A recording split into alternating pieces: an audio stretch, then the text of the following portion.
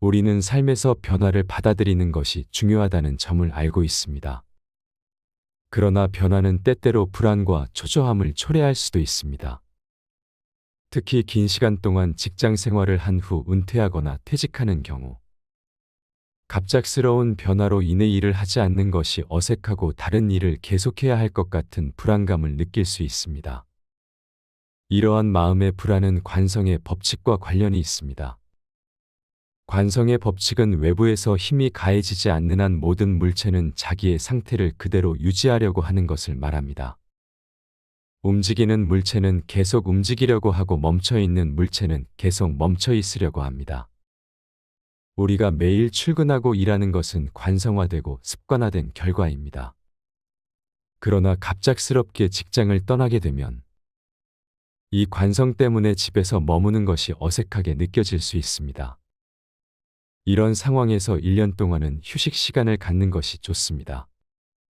처음 한 달은 관성에 저항하는데 어려움을 겪을 수 있지만 시간이 지나면서 점차 마음이 편안해지고 새로운 일 없이 쉬는 것에 관성이 생길 것입니다. 이러한 경험은 우리에게 새로운 관성이 생기게 해줍니다. 우리가 불안한 마음이나 초조한 마음 때문에 계속해서 일하려는 것은 바람직하지 않습니다. 우리가 일을 하는 이유가 명확할 때에는 계속해서 일하는 것이 올바른 선택일 수 있지만 단순히 관성에 의해 일을 하려는 것은 노예적인 삶을 살게 될 수 있습니다. 우리가 주체적으로 일을 선택하고자 할 때 1년 동안 놀며 관성을 없애고 다시 일을 할 것인지를 주체적으로 판단해야 합니다. 이 조언은 우리의 삶에서 변화를 받아들이는 자세와 주체적 선택을 깨닫게 해줍니다. 모든 변화는 저항을 받는다는 사실을 알아야 합니다. 우리는 인생에서 변화가 발생할 때 불안과 초조함을 느끼며 저항을 느낄 수 있습니다. 그러나 이러한 상태는 시간이 지나면서 점차 괜찮아지고 새로운 관성이 형성될 것입니다.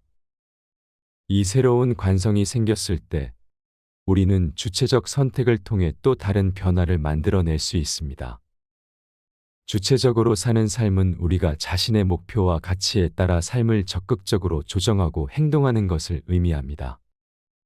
우리는 자신을 선택하고 의지를 바탕으로 삶을 설계하고 움직여야 합니다. 이를 통해 우리는 자유롭게 선택할 수 있는 영역을 확장시키며 보다 의미 있는 경험과 풍요로운 삶을 쌓아갈 수 있습니다. 지금 여러분은 어떤 관성에 빠져 있는지 생각해 보아야 합니다. 혹은 큰 변화의 상황에서 관성에 저항하고 있는지도 확인해야 합니다.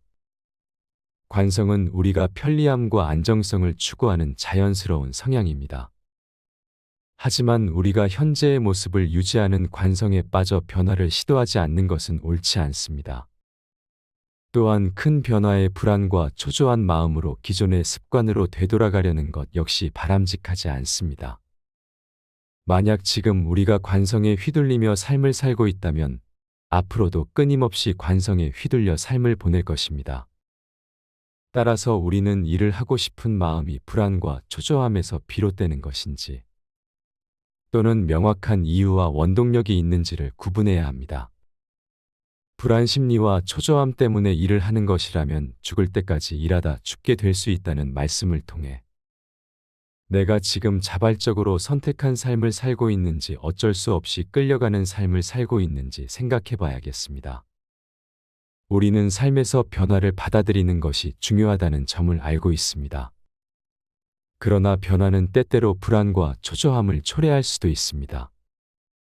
특히 긴 시간 동안 직장 생활을 한 후 은퇴하거나 퇴직하는 경우 갑작스러운 변화로 인해 일을 하지 않는 것이 어색하고 다른 일을 계속해야 할 것 같은 불안감을 느낄 수 있습니다. 이러한 마음의 불안은 관성의 법칙과 관련이 있습니다. 관성의 법칙은 외부에서 힘이 가해지지 않는 한 모든 물체는 자기의 상태를 그대로 유지하려고 하는 것을 말합니다. 움직이는 물체는 계속 움직이려고 하고 멈춰 있는 물체는 계속 멈춰 있으려고 합니다. 우리가 매일 출근하고 일하는 것은 관성화되고 습관화된 결과입니다. 그러나 갑작스럽게 직장을 떠나게 되면 이 관성 때문에 집에서 머무는 것이 어색하게 느껴질 수 있습니다. 이런 상황에서 1년 동안은 휴식 시간을 갖는 것이 좋습니다. 처음 한 달은 관성에 저항하는데 어려움을 겪을 수 있지만 시간이 지나면서 점차 마음이 편안해지고 새로운 일 없이 쉬는 것에 관성이 생길 것입니다. 이러한 경험은 우리에게 새로운 관성이 생기게 해줍니다. 우리가 불안한 마음이나 초조한 마음 때문에 계속해서 일하려는 것은 바람직하지 않습니다. 우리가 일을 하는 이유가 명확할 때에는 계속해서 일하는 것이 올바른 선택일 수 있지만 단순히 관성에 의해 일을 하려는 것은 노예적인 삶을 살게 될 수 있습니다. 우리가 주체적으로 일을 선택하고자 할 때 1년 동안 놀며 관성을 없애고 다시 일을 할 것인지를 주체적으로 판단해야 합니다. 이 조언은 우리의 삶에서 변화를 받아들이는 자세와 주체적 선택을 깨닫게 해줍니다. 모든 변화는 저항을 받는다는 사실을 알아야 합니다.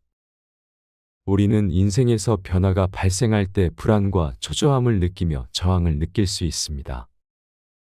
그러나 이러한 상태는 시간이 지나면서 점차 괜찮아지고 새로운 관성이 형성될 것입니다.